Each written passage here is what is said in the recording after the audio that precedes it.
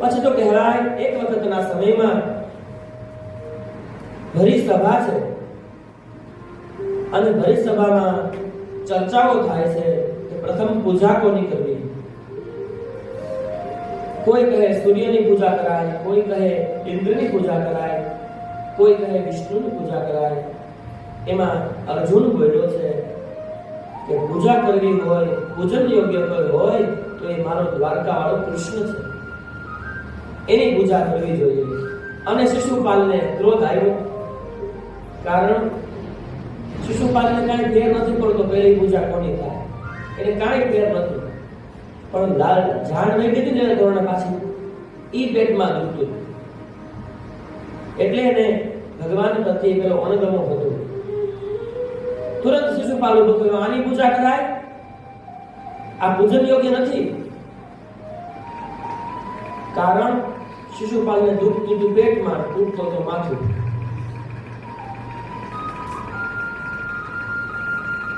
અર્જુને કીધું, સામે એવું બોલે છે, આ તો અખિલ બ્રહ્માંડનો માલિક છે, તમને કોઈ ખબર ન હોય પણ મને ખબર છે, યુદ્ધ દરમિયાન દર્શન મને આપેલા છે.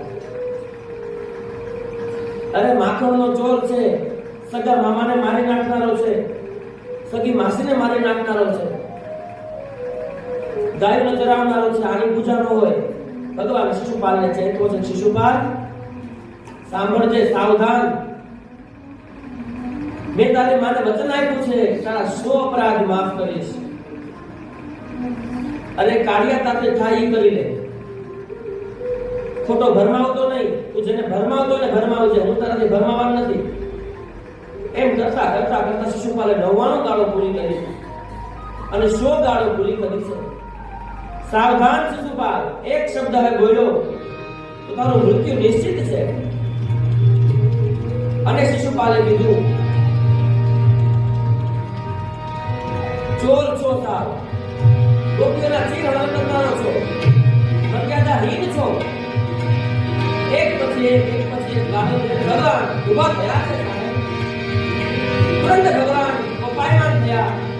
ભગવાને પોતાના કર કમળમાંથી સુદર્શન ચક્ર કાઢી દીધું છે. શિશુપાલનું માથું ધડથી કર્યું. ભગવાને શિશુપાલનો વધ કર્યો. ભરી સભામાં બધાએ ભગવાન ઠાકોરજીનો જે જયકાર બોલાવ્યો, બોલ દ્વારિકાધીશ કી જય.